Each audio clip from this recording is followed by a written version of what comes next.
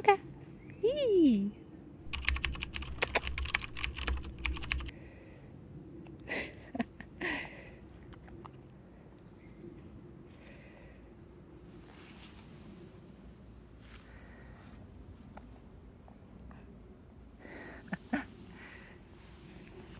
Oi, gente, hoje eu falo sobre o romance O Perdão, da escritora gaúcha Andradina de Oliveira. Esse romance foi publicado inicialmente em folhetim na revista comandada pela Andradina em 1909, depois foi publicado como livro em 1910. Essa é uma reedição de 2010, em comemoração aí ao centenário da publicação em livro dessa obra, e essa é uma reedição feita pela editora Mulheres. Então, por isso que eu decidi trazer aqui também, minha vontade de mostrar para vocês livros publicados por essa editora.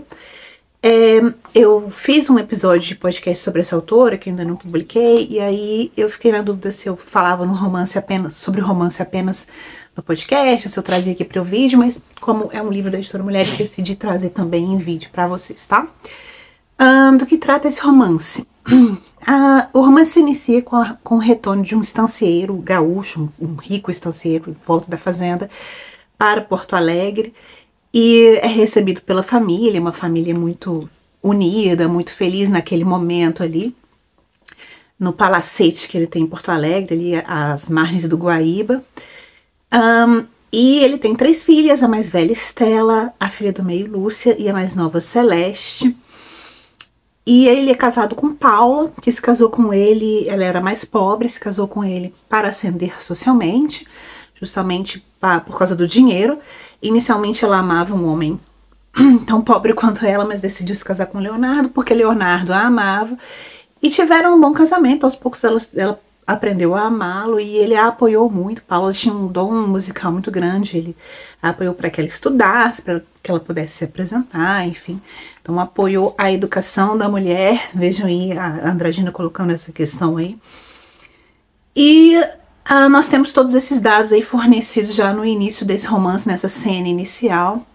E nessa cena inicial, eles se reúnem, tem um jantar ali, a família também tem alguns agregados, como a tia Zina, que é a tia do Leonardo, uma mulher solteira mais velha, que está ali vivendo com a família na condição de agregada, também porque cuidou das meninas quando eram crianças, enfim.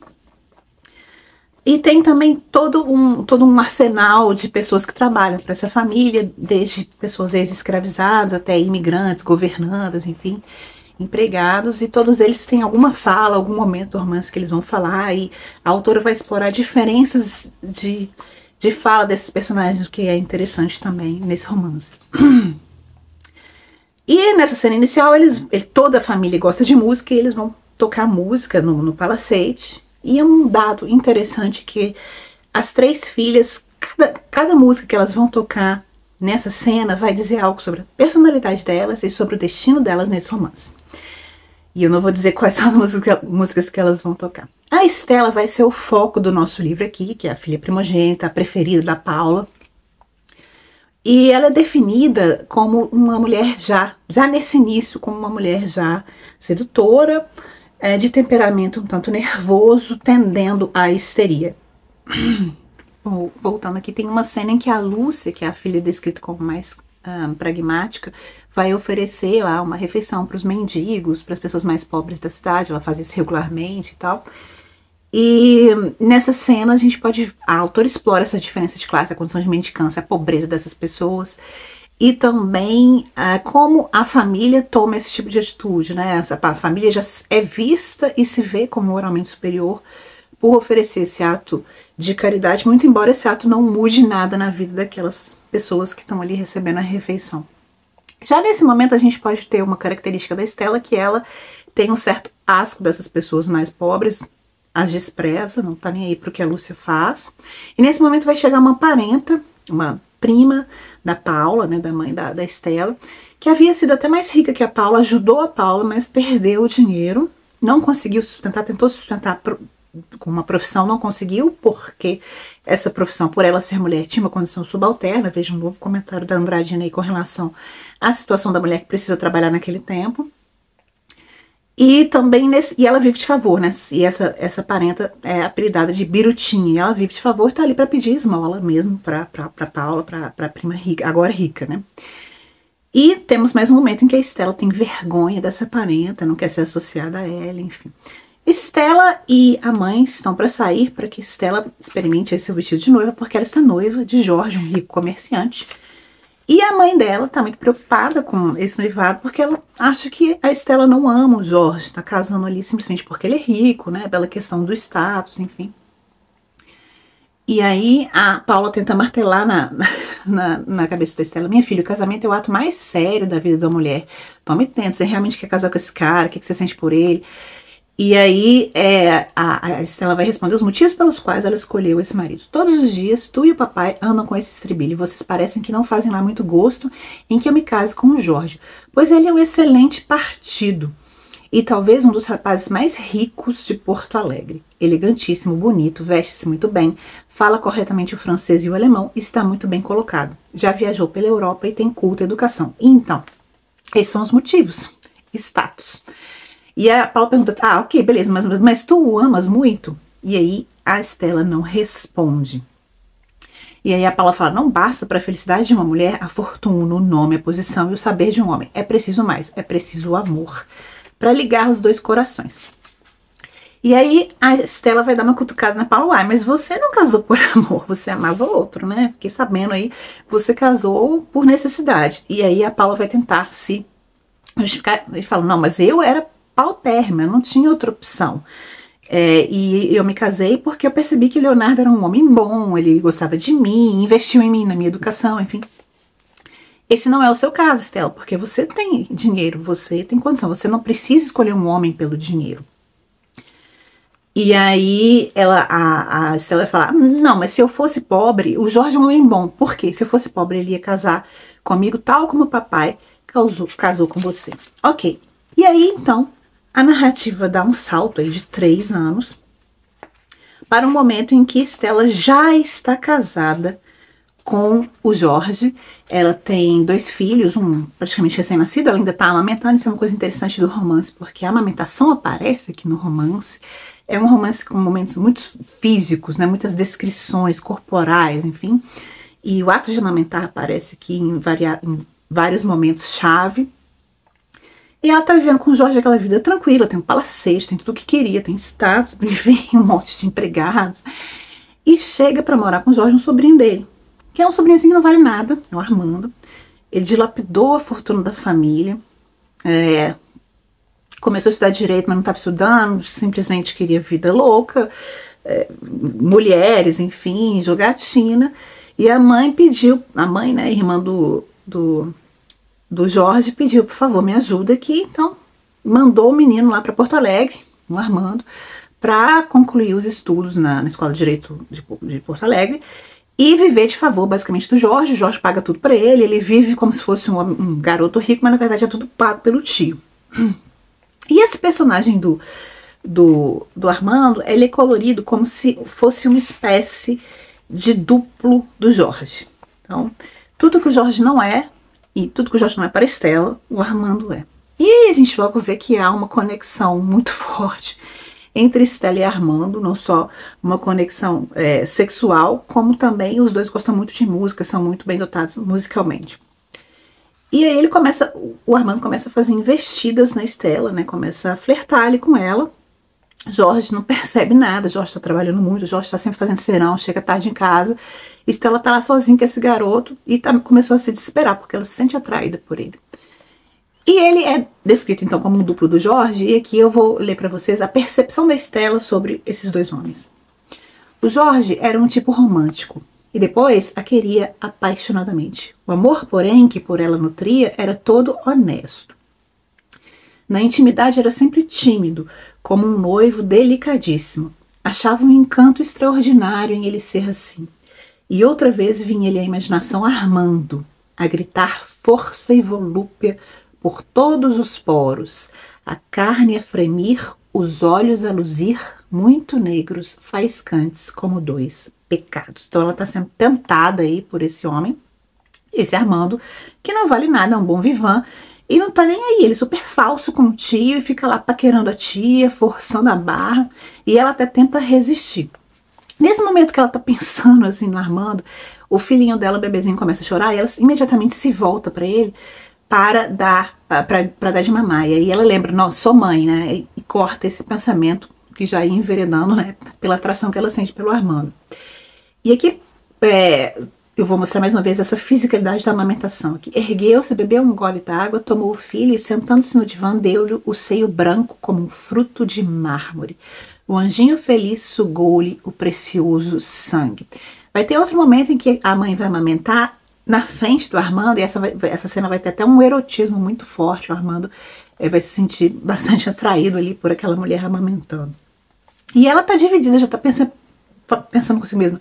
Era um perigo aquela convivência diária. O Jorge tem que pensar isso, não podia me expor assim, esse menino, tinha que me proteger, enfim.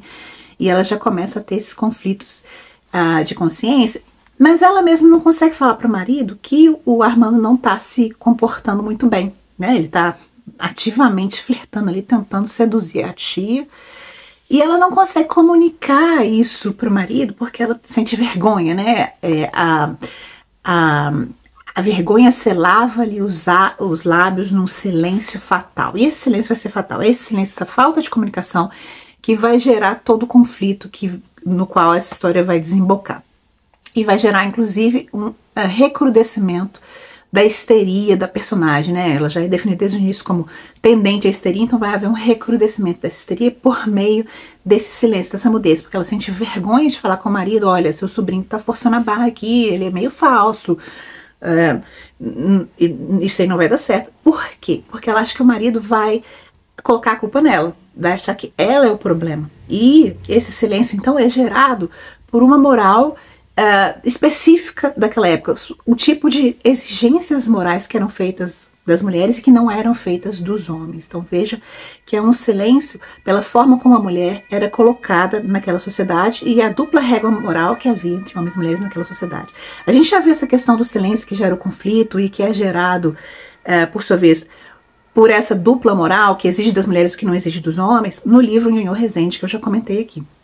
E aqui vai ser a mesma coisa, ela fica em silêncio porque ela tá ali entre a cruz e a espada, né, numa sinuca de bico. Se ela falar com o marido, ela fica com medo de ela se ver como culpada. E outra, se o marido confia nela e expulsa o sobrinho de casa, sei lá, manda ele pra morar numa pensão, continuar estudando, ela tem medo do que os outros vão falar, porque os outros vão ver, uai, o menino saiu de casa, alguma coisa aconteceu ali e vai colocar a culpa nela. Então essa dupla moral que exige dessa mulher o silêncio, e é o silêncio que vai gerar o conflito e vai recrudescer a histeria, o que é definido como histeria dela. E aqui eu vou ler um comentário. Era preciso todo cuidado, pois que a honra da mulher é frágil como vidro. Já o mesmo não se diz da honra desse Armando, né? E haverá mais comentários ao longo desse livro com relação a essa diferença, essa dupla régua moral. Pois bem, o Armando tanto faz, que vai dar um beijo ali na pobre da Estela. Inclusive essa cena do beijo vai lembrar muito a cena do beijo entre o Bentinho e a Capitu. Eu acho que é uma referência aí também ao Dom Casmurro do Machado. E aí depois desse beijo, a coisa só piora para nossa Estela, porque ela se sente assim, cada vez mais atraída pelo Armando, porém se sente poluída, indigna do marido. E aí só piora esse ciclo de ciências, de silêncio, só piora esse ciclo de vergonha, de culpa, de desejo, que só aumenta, e ao mesmo tempo de histeria, né, de divisão interna da personagem. E o próprio Armando também tem embates de consciência, né, ele começa a se sentir culpado por ter forçado a barra, por ter beijado a tia, mas ele é um personagem que não presta muito, então ele já começa assim, quando ele começa a sofrer muito, ele começa a querer colocar a culpa em outras pessoas, e começa a colocar a culpa no próprio tio. Aqui um trecho desse embate: for ingratidão para com o tio. Mas de quem era a culpa? Dele, em deixar a mulher tão jovem na companhia de um rapaz. Também ela era culpada. Então veja que o Armando já começa assim a colocar a culpa em outras pessoas. Personagem que claramente não presta muito. E ele até faz um comentário meio cínico para justificar a própria atitude, justificar a decisão de continuar a querer seduzir a tia, né? Chama de tia, a Estela, até conseguir tudo que ele quer dessa mulher. As mulheres só receiam o escândalo. O freio dos preconceitos não as impede de cair. Bem estúpida era a sociedade com a sua moral. Impossível dominar o ímpeto feroz da carne. O desejo é um chacal que se tem dentro a impelir para o pecado, e no pecado estava o que de melhor havia na natureza humana, o amor. Veja só o cinismo desse personagem, né? E então é isso, assim, tem essa divisão interna da personagem causada por um silêncio que é imposto pelo que é imposto por ela, por aquela sociedade na qual ela vive. Vocês já puderam ver aí um aspecto que eu acho muito interessante desse romance, né, desses embates de consciência, tanto da Estela quanto do Armando, que é o uso do discurso indireto livre para essa autora. Acho bem interessante esses embates de consciência. E se a gente for comparar a Estela com outra personagem infiel aí da literatura, escrita por uma escritora também silenciada, com a Camila, do livro A Falência, de Julie Lopes de Almeida, são duas personagens bastante diferentes. A Estela é consumida pela culpa, mas ao mesmo, e consumida pelo desejo, né? São duas emoções muito fortes dentro dela, enquanto que a Camila é uma personagem um tanto mais cínica, mais pragmática, né? Então é interessante comparar o Perdão com A Falência, da Julie Lopes de Almeida. Então tá, nós temos essa personagem, Estela, consumida por essa divisão interna, né? Ela experimenta pela primeira vez o desejo, essa força avassaladora. Ela tinha um casamento que é descrito ali como casto, né? Assim, nos modos como era visto o que o casamento deveria ser naquela época, né? A mulher totalmente desvinculada de qualquer noção de prazer físico, de sexualidade, quase um anjo doméstico. Então aquele casamento casto, ideal. E ela pela primeira vez experimenta essa questão do desejo e o vê como a sua sociedade o vê, como algo monstruoso, como algo abominável, e ela começa a se ver como esse monstro, ela começa a introjetar essa imagem de mulher que a sociedade dela projeta, né? E aqui a força também desse desejo é descrita da seguinte forma: um desejo alucinador obscureceu-lhe um instante a razão, teve ímpetos de gritar a Armando que também o amava, assim, com o mesmo anseio, com a mesma impetuosidade.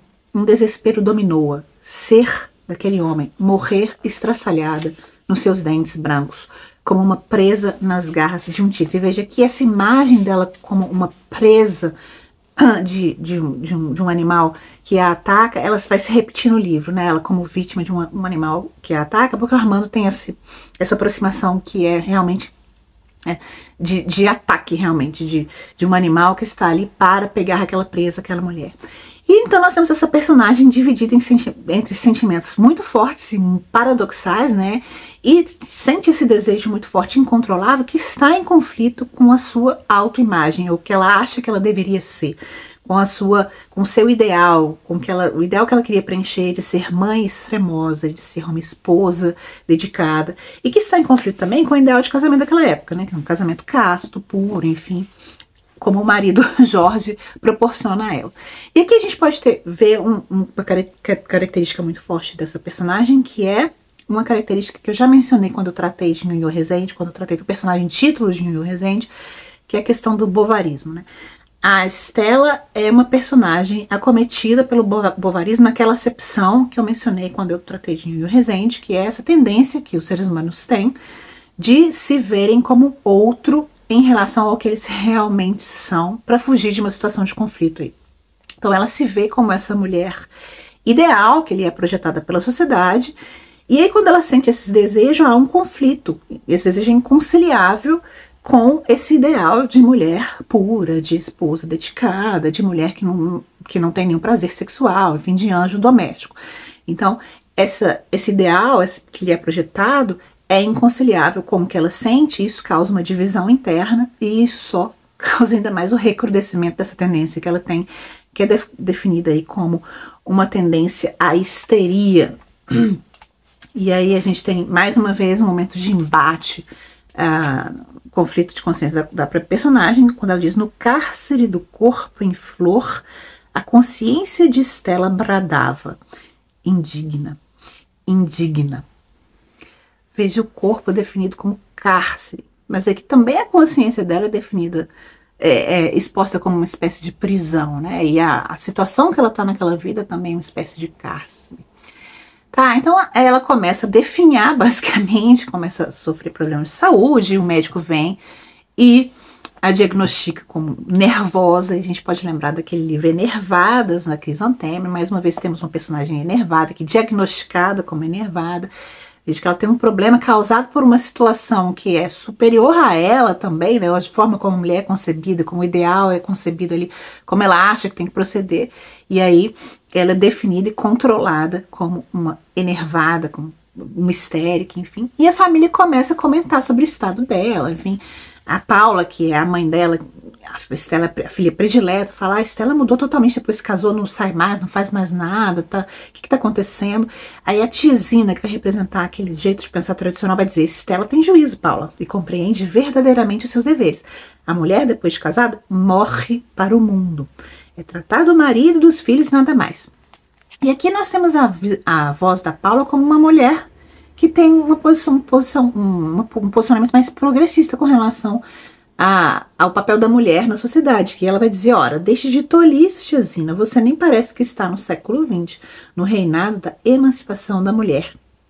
Longe vai a nossa escravidão, longe vão os absurdos preconceitos. Fique certa, tiazina, que a mulher pode muito bem cumprir as suas obrigações sem ficar criando bolor em casa, deixando inchar as pernas e engrossar a cinta. E a tiazina responde: ah, são modos de ver, Paula, são modos de ver. Não digo que não se saia, pode se sair, todos os dias até. Ir à igreja, à missa, a oração nos conforta, nos dá força, etc. Então essa é uma cena em que a Andradina vai fazer um comentário sobre esse conflito entre duas visões sobre o papel da mulher, né? Um papel totalmente confinado ao lar e o outro um papel em que a mulher, ok, exerce sua função de esposa e mãe, mas pode sair, pode se divertir, enfim. E é engraçado que é a Paula que vai trazer essa visão, né? Então tá, a família tá comentando, a Estela tá definhando, enfim, ela escondendo toda aquela situação e escondendo essa divisão interna que ela tem entre o prazer físico, a busca do prazer físico e a dor moral, né? Então uma oscilação entre pulsão de vida e pulsão de morte. Nós temos uma cena também em que a Estela vai conversar com uma amiga, que é a Comba, e a Comba fez um outro casamento assim que deu errado. A mãe quis casá-la com um cara que era formado, né, um doutor, e esse cara era apaixonado pela Comba, mas também é um cara meio definido aqui como devasso, arranja uma amante, vive com ela, e a Comba vai para se vingar, arranja um amante também. E essa situação totalmente imoral, ela comenta com a Estela fica chocada, né? Porque a Estela não conseguiria mentir dessa forma como a Comba tá mentindo. E a Comba vai fazer um comentário aqui sobre o divórcio. Ela vai dizer: ó, se existisse divórcio pleno, essa imoralidade não existiria, porque eu me divorciaria do meu marido e passaria a viver com o que hoje é o meu amante, né? Tá aqui o comentário. Ah, Estela, são quase 4 horas. O Ricardo já está à minha espera. Ricardo é o amante. O Valério hoje janta com a amante. O Valério é o marido dela. São coisas da vida, consequências da indissolubilidade do nó matrimonial. Viesse o divórcio, estava tudo remediado. Eu casava-me com o Ricardo e o Valério com a Tipa. Não era mais decente e mais humana? Aqui um comentáriozinho da Andradina a favor do divórcio pleno, porque a Andradina tem um livro em que ela tratou especificamente disso. É um livro em cartas, divórcio, um livro posterior, 1912. Ela era favorável ao divórcio pleno e escrevia muito sobre isso. E esse aqui é um livro ficcional, que é um livro em cartas, que nós temos cartas de diversos personagens que têm diversos tipos de problemas maritais, e são problemas que seriam facilmente resolvidos se pudesse haver divórcio pleno. Se vocês pudessem separar, tudo se resolveria, mas no caso não há, e aí eles ficam desabafando suas questões maritais nessas cartas. São diversas cartas que são usadas pelo autor, então, para argumentar por que a decisão mais moral a se tomar é que legalmente fosse permitido o divórcio pleno. Eu talvez fale desse livro aqui mais num vídeo específico, também publicado pela Editora Mulheres, tá? Então tem esse comentário também da Andradina. Veja, ela já comentou sobre a educação da mulher, sobre a profissionalização da mulher, sobre o divórcio. Ela vai inserindo esses comentários, críticas da sociedade do seu tempo, em partes do romance, assim, em partes de diálogos entre os personagens. Então nós temos uma personagem dividida em uma época em que o casamento e a maternidade eram prescritos como as soluções para os males da mulher. E nesse caso, os males da nossa personagem Estela são justamente causados por esse discurso médico que prescreve um certo tipo de casamento, um certo tipo de maternidade. Então, os problemas da personagem são justamente causados por esse tipo de discurso, né? E a doença é motivada, isso é uma coisa que a Rita Terezinha Schmidt, que organizou esse livro e escreveu a introdução, a doença, o recrudescimento da histeria da Estela é justamente motivado por uma carência que é causada por essa imagem de casamento casto, puro, enfim, anjo doméstico. É uma carência que é causada por esse casamento e que esse tipo de casamento não consegue suprir. É uma observação interessante da Terezinha. Bom, então nós temos esse conflito recrudescendo, enfim, o Armando só ali forçando a barra cada vez mais. Há um certo indício de que eles têm algo mais do que simplesmente um beijo e um flerte. E o Armando sugere que o casal fuja. E a Estela, a princípio, vê isso como uma forma de libertação. Ela tá dividida aí entre o que ela vê como prisão, que é continuar naquela situação, que ela não consegue sair, não consegue falar, não consegue fazer nada, e uma espécie de liberdade que é fugir dessa situação, fugir do marido, fugir do que ela pensa que é o sentimento de culpa, enfim, ir embora daquela casa. E a gente vai ver que, na verdade, essa liberdade é outra forma de prisão. Ela decide fugir, eles vão fugir com um barco, enfim, vai ser uma cena até bastante dramática. E na noite que eles decidem fugir, há uma descrição aqui do crepúsculo, e é uma coisa que é bem presente nesse livro, as descrições da natureza, as descrições da cidade de Porto Alegre, que são muitas. Esse é um livro muito vinculado à cidade de Porto Alegre, nesse momento premente que a gente está vivendo. Isso é muito tocante. Ela cita os lugares da cidade, enfim, personagens passeando pela cidade, andando de bonde, enfim. E as descrições da cidade, as descrições da paisagem vão dizer muito sobre o que a personagem está passando, sobre situações internas da personagem. E nesse momento que eles decidiram fugir, né, que a Estela se rendeu, porque ela vê que é o único jeito dela fugir desse sentimento de culpa, aqui está a descrição do crepúsculo. Vinha amanhecendo, o crepúsculo azulado diluía-se na rósea coloração da madrugada que despontava. Uma placidez suavíssima pairava no ar. O silêncio velava ainda a vigília dos dois amantes. Em breve nasceria o sol, e como uma enorme estranha flor de ouro despetalando-se, iluminaria a vida. Veja que essa é a expectativa da personagem, né? De se libertar desse sofrimento. Pois bem, não é isso que vai acontecer. Essa liberdade vai ser só uma outra forma de encarceramento pela dupla moral social a que está submetida a mulher nessa época. E a Estela vai então refletir sobre isso, né? Ela vai sentir remorso sobre a situação, o tempo todo remorso por abandonar os filhos, por abandonar o marido, por se entregar a essa paixão, mas ao mesmo tempo, só ela sente remorso. O Armando não sente remorso, mas ao mesmo tempo, quem é culpado, quem a sociedade vai culpar por essa situação vai ser a Estela, nunca vai ser o Armando. E ela vai refletir muito bem sobre essa dupla régua moral que existe. Quando ela tá lá no navio, né, fugiu com o Armando sai do camarote, começa a tocar música, quer se divertir aí no restaurante do navio, e ela fica presa no camarote porque tem medo de ser julgada, e seria julgada se as pessoas que a conhecessem a vissem ali. E tem um momento em que ela vai comentar sobre essa dupla moral. O suplício do repúdio, já começara a senti-lo. Ele e o amante lá estavam onde ela não mais podia entrar, e que a desonra só atingira a ela. Era então bem certo que a sociedade só fecha suas portas à mulher que cai e as abre sempre ao vil causador da queda. As pessoas que se dizem honradas, que se presumem de honestas, não hesitam, pois, em apertar a destra infamada do homem que arrojou a ignomínia um infeliz. Mas a esta, transviada, a que tombou pela miséria, pela sedução, pela cegueira de um amor tresloucado, pelo indomável temperamento ou pelo seu fatal destino, a esta se volta a face, no império frágil da honra, bem frágil como todos os mais da ilusória vida terrena. E mais à frente, para todos os crimes do homem há atenuantes. Para os erros da mulher só há agravantes. Não se lhe perdoa a ignorância, a paixão, o verdor dos anos, a inexperiência da vida. Então veja aqui um comentário da autora sobre uma crítica, né, essa dupla régua moral. Pois bem, o casal vai fugir e na cena que eles vão embora, é interessante que Agora o romance vai se abrir de uma forma muito interessante. Porque primeiro a casa fica vazia, os empregados não estão entendendo muito bem o que está acontecendo. Eles deram uma desculpa ali esfarrapada porque eles estão saindo, não querem dizer exatamente que estão fugindo como amantes. Os empregados não entendem muito bem, mas meio que estão sacando a situação ali e tomam o poder da casa, porque o marido, o Jorge, não está ali nesse momento, está trabalhando, né? Foi fazer serão. E aí os amantes se aproveitam disso para fugir e a casa tá sem dono, basicamente. E os empregados tomam ali a situação, as rédeas da situação e fazem um banquete. Estava preparado ali para a família, não tem ninguém, os patrões não estão, então os empregados vão fazer um banquete e começam a discutir a situação e meio que discutir a figura aí da Estela e culpá-la pela situação e ver a situação como realmente tinha acontecido, né?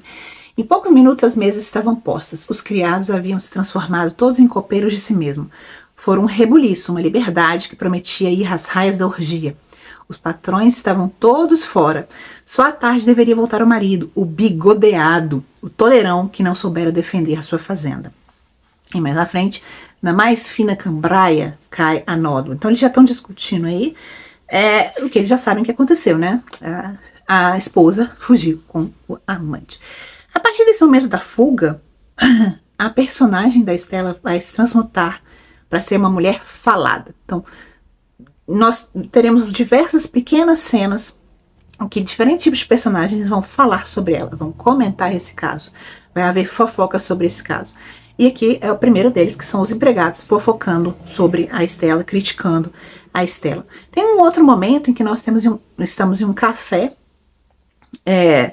em que há estudantes de direito comentando o caso, enfim, todo mundo já tá sabendo que a Estela fugiu com o amante.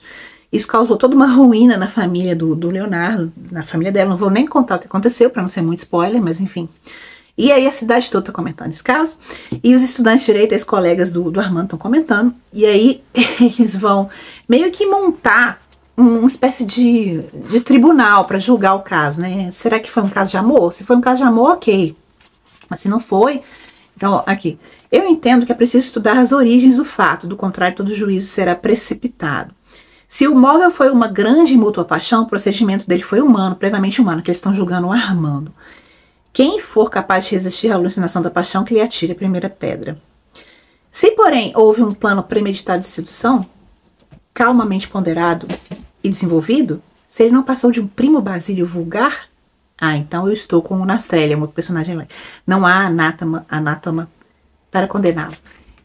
Voltando aqui, hoje o dia tá cheio de interrupções, nem sei como tá esse vídeo, mas é isso aí, vida real, vamos lá. Acabei de ler um trecho em que há uma citação, menção explícita ao primo Basílio, e esse livro, o Perdão, da Andradina, está em diálogo com o primo Basílio do Essa. Não só aí porque Jorge é o nome dos maridos aí, né, mas porque trata desse tema do adultério, né, são leituras aí desse tema como foi trabalhado pelo Flaubert. E é interessante comparar a Estela da Andradina com a Luísa do Essa, porque a Luísa do Essa ela tem menos problemas de consciência genuínos do que a Estela. Estela, ninguém sabe o que está acontecendo, ela já está se sentindo indigna, poluída. Ela não, o sentimento dela de desonra pessoal não tem nada a ver com o julgamento externo, mas sim com a imagem que ela projetou de si mesma. Enquanto que a Luísa já vai ter mais problemas porque vai sofrer toda aquela chantagem da Juliana, enfim. Mas é interessante o tratamento que esses dois autores dão e a forma como a Andradina se põe em diálogo direto com a obra do Essa. Tá, então, logo depois que o casal de amantes foge, a Estela já é carimbada como a culpada, o Armando ninguém tá julgando, e a Estela se torna aí objeto da fofoca de toda a cidade de Porto Alegre. O cachorro tá meio doido aqui. E todo mundo falando dela, esses estudantes, colegas do Armando falando. Na confeitaria, as senhoras e as senhoritas também estão julgando a Estela, que ela destruiu a vida da família, destruiu a vida do marido. A Estela já tá assim, a culpada. E o que as pessoas, a gente fica sabendo da personagem Estela pelo que os outros falam sobre ela, porque em nenhum momento ela aparece nessas cenas. E o que as pessoas falam sobre ela tá muito diferente do que ela está sentindo na hora, porque a gente sabe depois na cena posterior, no navio, que ela tá se sentindo péssima pelo que fez, sentindo remorso, sentindo totalmente torturada moralmente. Ela tentou fugir dessa tortura moral e só ao fugir veio de encontro a uma tortura maior, muito pior. Então, ao buscar a liberdade, ela só encontrou mais prisão. Então é interessante esse contraste que a Andradina traz entre o que as pessoas falam, o julgamento moral, a dupla regra moral e o que a própria personagem está passando. Enquanto isso, o Armando, que é o pivô da situação, o cara que forçou ali a traição, que tomou todos os atos ativos dessa traição, que foi falso contigo, estava ali vivendo de favor e se comportou dessa maneira, o Armando não sente nenhum remorso, está se sentindo ótimo, e querendo ali retomar a amante, né? Que ela saia desses sentimentos horríveis e volte para os seus braços, digamos assim. E o julgamento da sociedade é ao contrário do que está acontecendo na situação real desse casal. Temos também uma cena em um café em que nós temos os literatos de Porto Alegre. Eles vão traçar a cena literária da época. E aí há uma visão bastante irônica da Andradina com relação a esses literatos, esses luminares. E eles também vão comentar esse caso. E aqui nós temos um debate metaficcional, que eu acho genial que a Andradina acrescentou aqui no livro, em que há uma discussão sobre possíveis tipos de tratamento literário desse evento, desse adultério, dessa fuga da Estela e de tudo que isso vai ocasionar na família dela. Então, possíveis tipos de tratamento literário desse evento, e há um contraste entre o tratamento do romantismo para esse evento e um tratamento do naturalismo para esse evento. E é interessante que esses dois tratamentos combinados, ambos estão presentes nesse livro. Então, a Andradina está dando aí uma chave de leitura para o livro e, ao mesmo tempo, ironizando esses literatos. Eu vou dar um exemplo aqui. Eles estão falando aí sobre esse caso, e um fala: qual? Um fato vulgar, burguês por excelência, adultério elegante, mas chato, que nem sequer dá margem para uma crônica. Aí o outro comenta: não, senhor, é um caso característico de paixão, um lance emocional desses raros na vida. Então a figura dessa irmã, aqui vai ter o spoiler que eu vou pular, aí mais à frente o outro vai comentar: qual? Você sempre há de ser um casimiriano, seu Lodônio, né? O Lodônio era o que era o romantismo sentimentalista ali. O caso dessa moça só pode ser hoje tolerado em literatura como um estudo de fisiologia, fazendo dela uma doente, com os nervos bambos pela embriaguez de uma luxúria espiritual, a volúpia da música, a despedaçar-lhe o organismo em reações histéricas. Só assim, veja, aqui representando o naturalismo, que eles estão discutindo um caso que dentro desse universo é real, e como se daria o tratamento literário desse caso, mas esse é um caso literário, um objeto literário. Então veja que a Andradina tem uma sacada genial aí de fazer esse comentário metaficcional sobre esse caso. Pois então, essa é a história. Eu acho esse aqui um livraço. Espero que alguma editora reedite. Foi uma decisão bastante corajosa e pioneira da editora Mulheres reeditar esse livro em 2010. Não sei sobre a disponibilidade dele hoje, mas é um livraço, na minha opinião. E eu vou colocar ele aqui em contraste com outros livros da época. Já mencionei o Basílio, né, que é uma conversa com o primo Basílio, A Falência, Enervadas, a própria Romance Celeste da Maria Benedita Bormann. São duas personagens desviantes aí, né? Sexualmente desviantes. Então, o tratamento que a Bormann dá para Celeste, o tratamento que a Andradina dá para Estela. Esse livro me lembrou também um livro que eu já comentei no podcast, que é um livro italiano, Uma Mulher, da Sibilla Leramo, que é uma mulher que também sofre dessa decisão de abandonar o marido e ter que abandonar o filho. Então, esse drama da Estela, nesse momento que ela decide fugir com o Armando, me lembrou o drama, né, dessa personagem da Sibilla Leramo. E a personagem em si da Estela me lembrou muito a personagem título que desse romance holandês, Eline Vere, do Louis Couperus, que é considerada, muitas aspas nessa hora, Madame Bovary holandesa, tá?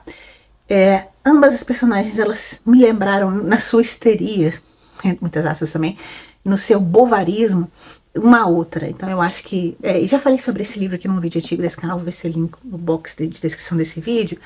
Acho que a Estela é uma Eline Vere brasileira e é muito interessante comparar esses dois romances no que eles têm de bovarismo. E o final de O Perdão, sem querer dar spoiler, já dando, ele fica em aberto, tá? Há um certo indício de que a personagem vai encontrar uma liberdade, ou vai encontrar pelo menos sua própria agência, a possibilidade de fazer uma escolha em uma situação ali que ela está completamente presa, jogando-se no mar. Então, há um indício de que talvez possa haver um suicídio, ou então a personagem simplesmente está tomando a ideia da distância, do percurso do mar à distância, como uma espécie de libertação também.